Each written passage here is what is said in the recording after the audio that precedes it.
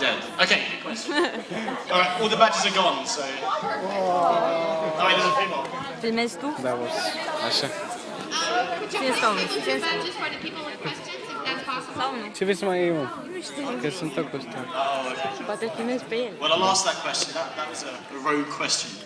So, what do I want Laura's the thing about? I think I'd like to see him come back really disfigured. Maybe with like an eye melting out. Maybe like an arm missing. You know, just really disgusting. Why? Because I love the idea you're taking. I love the complexity of the character's dilemma. So you take someone that's. So first of all, the character was. The one main thing in the character's life was his relationship with Brendan. And that was something that he worked his whole life towards. And that went away from him. So, you know, that was a part of him that disappeared. And so the next thing he's only got is his chivalry and his looks and his, you know, his persona. So then if you take that away from him as well, well, not only take away from him, but completely disfigure and transform it to the opposite, it's just, as an actor and also as a plotline and a character development, it's just so much more interesting than just being killed off backstage somewhere, you know? So.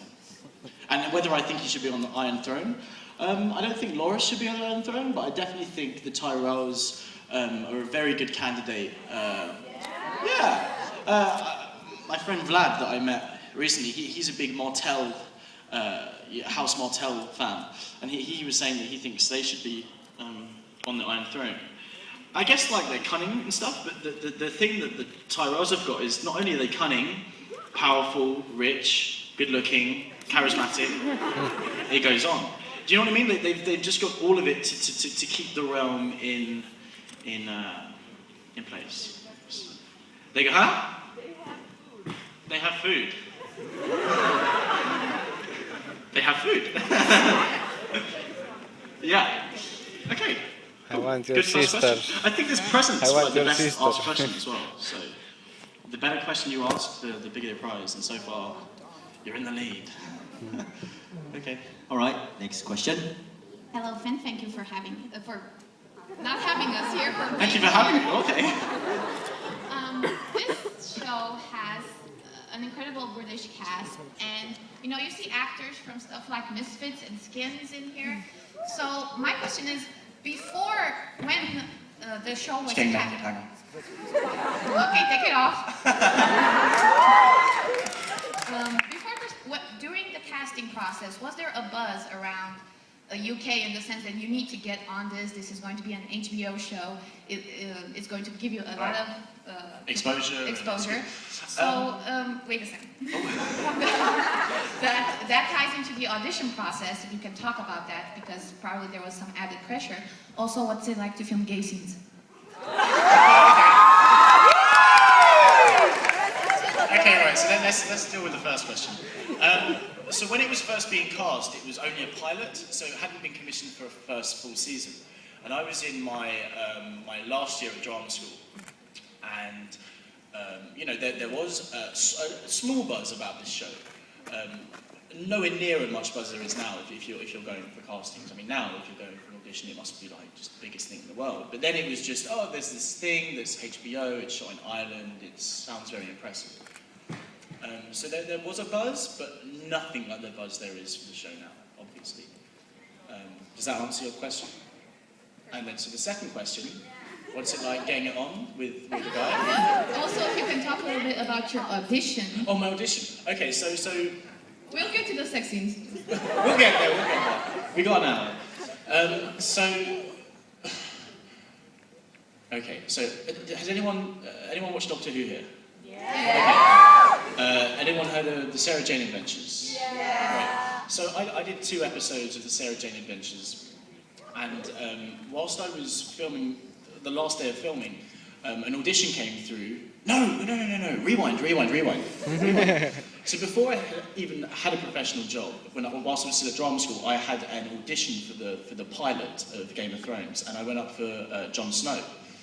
And I auditioned for Jon Snow, and I got recalled, so I went for a second callback audition for Jon Snow. but they went with Kit.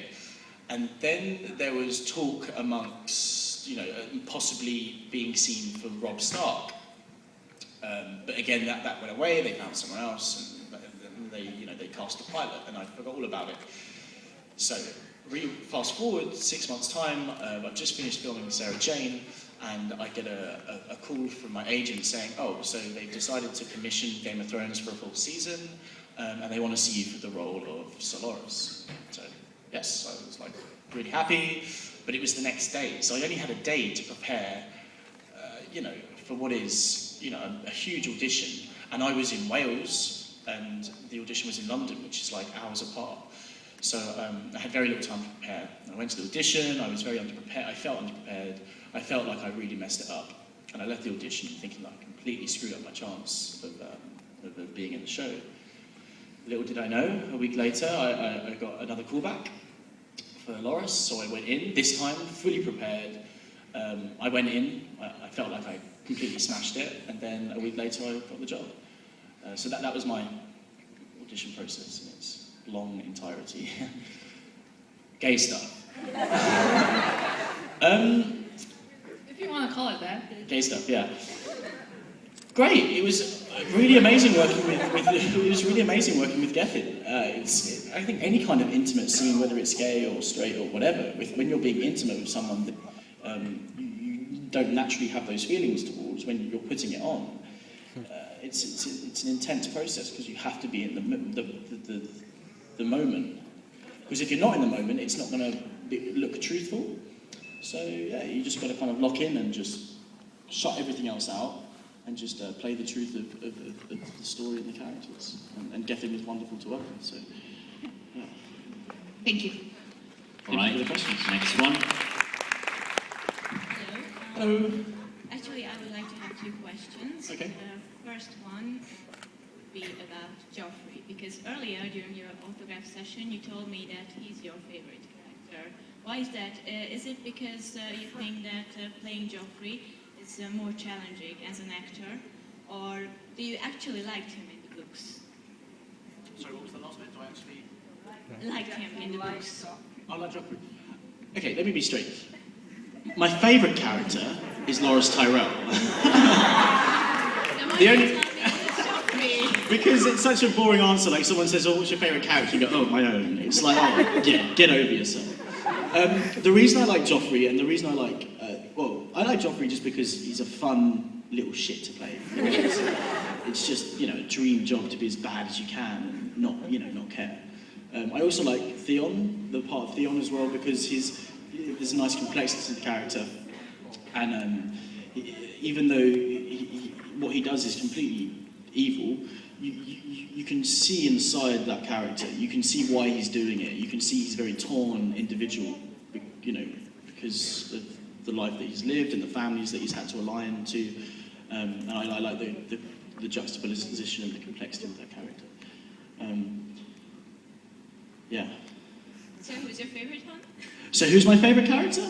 Loras. Yeah. Getting back to Loras then, I assume you've read all the books.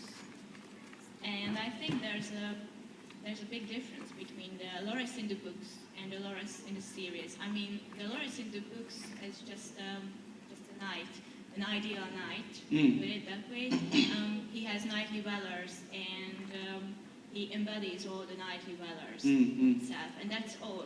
But in the series, we see a Loras who's madly in love with someone and who wants to avenge the death of his beloved one, and not the death of his king. And I think there is a big difference between the two. How do you see it? Yeah, I think there's a big difference, and I think the main reason behind it is because in the books they're all point of view.